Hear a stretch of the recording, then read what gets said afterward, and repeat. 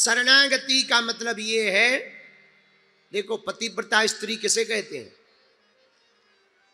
जो अपने पति को छोड़कर पर पुरुष का चिंतन भी ना करे, उसे पतिव्रता कहते हैं। और तो छोड़ो, चिंतन भी ना करे, वो पतिव्रता है। उसी प्रकार सच्चा और अच्छा भगत कौन है? जो सब भगवानों के दर्शन तो करे पर सब मूर्तियों में अपने ही आराध्य के दर्शन करे, वो बढ़िया भगत है। भाई ये बड़ा डाउट हो जाता कई लोगों को, महाराज हम तो हनुमान जी के भगत हैं, पर राम जी मिल जाएं, शंकर जी मिल जाएं, या देवी जी मिल जाएं, या फिर और मिल जाएं तो क्या करें? कुछ नहीं करना है, प्रणाम करना है दंडवत, पर उनमें भी अपने वाले बजरंग बली को देखना है।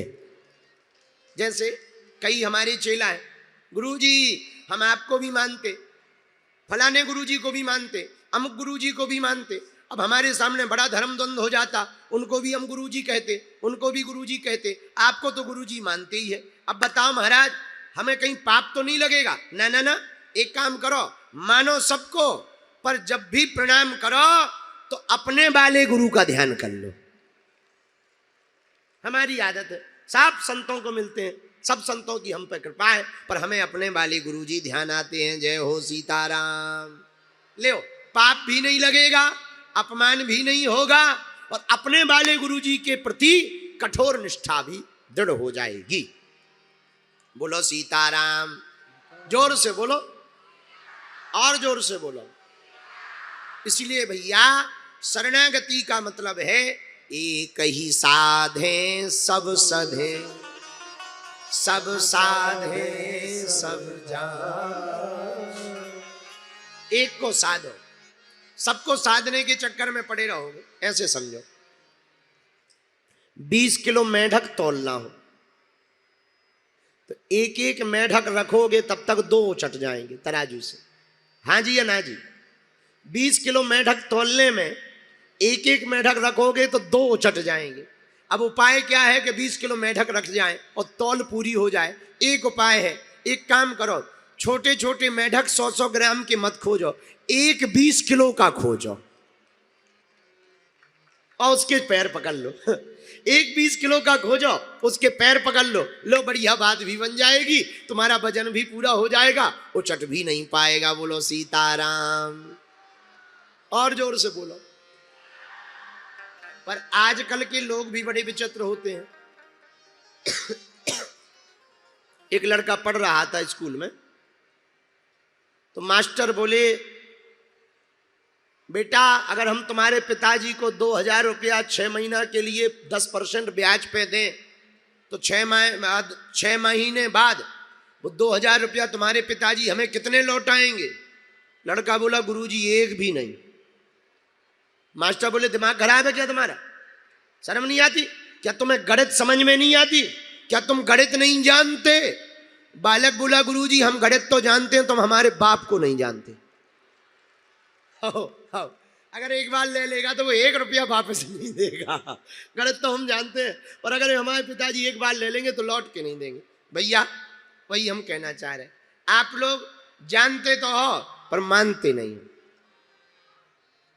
जब तक कथा सुनते हो बढ़िया लगती, हाँ महाराज सही कह रहे हैं, और जहां कथा भाई तो 7 दिन 5 दिन राधे राधे और फिर सब आधे आधे।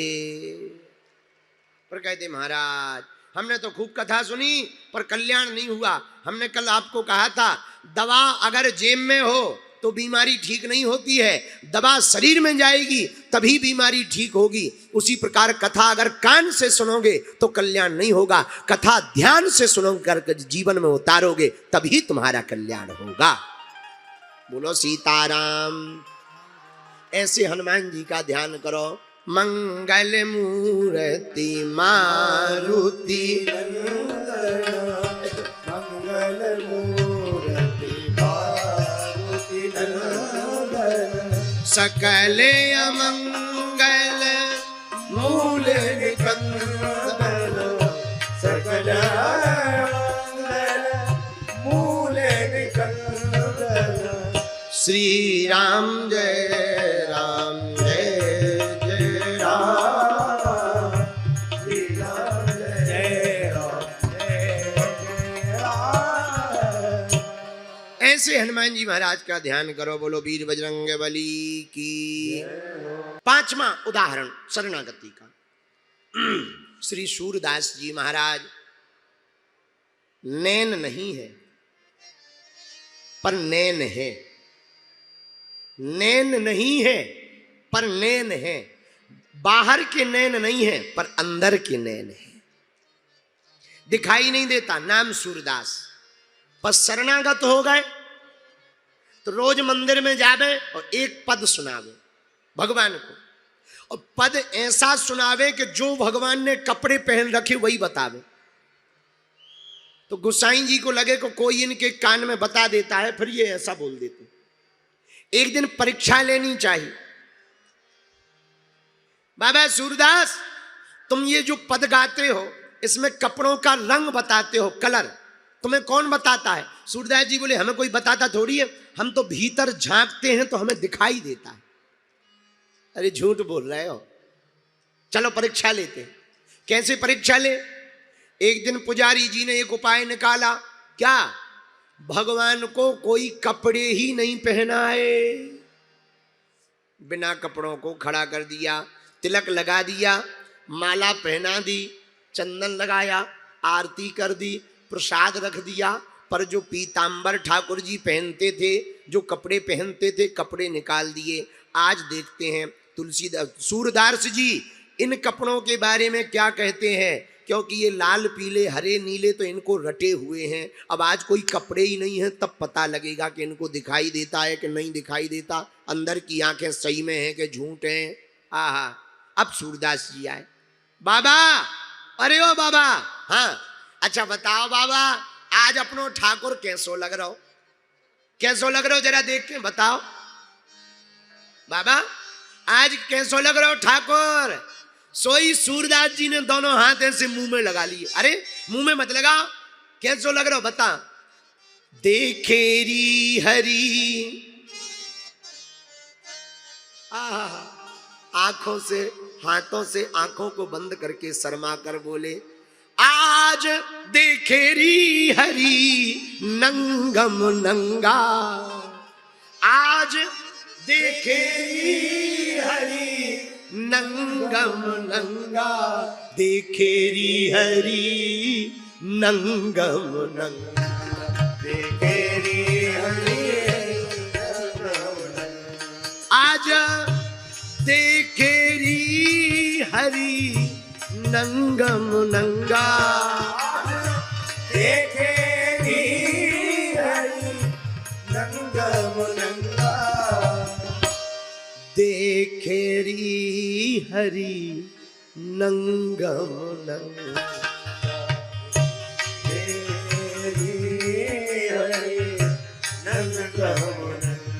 है कैसे?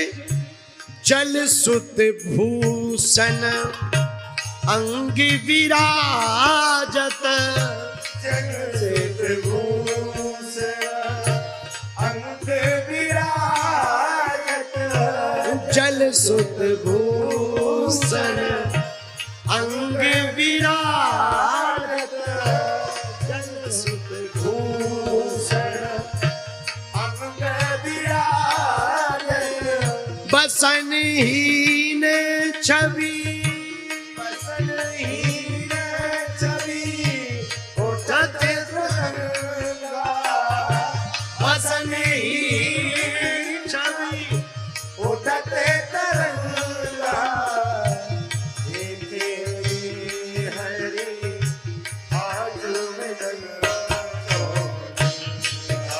देखेरी आज में नंगा। आंखों से, हाथों से आंखों को बंद करके शर्माते हुए तुलसीदास जी कहते, आज तो भगवान बहुत अच्छे लग रहे। कितने अच्छे? बहुत अच्छे। कितने अच्छे?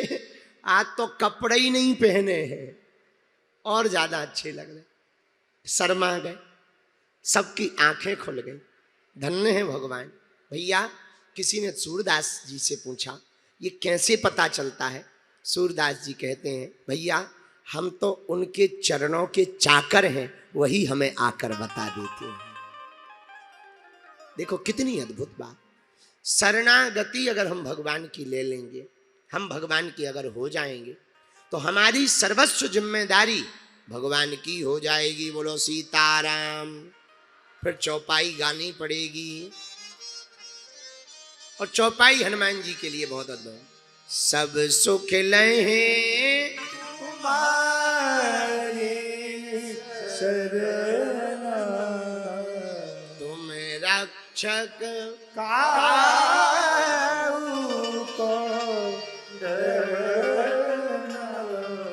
इसीलिए भैया एक प्रार्थना हम आज की कथा में करें, हनुमान जी की शरणागति ले लो। किसकी शरणागति ले लो? जोर से बोलो।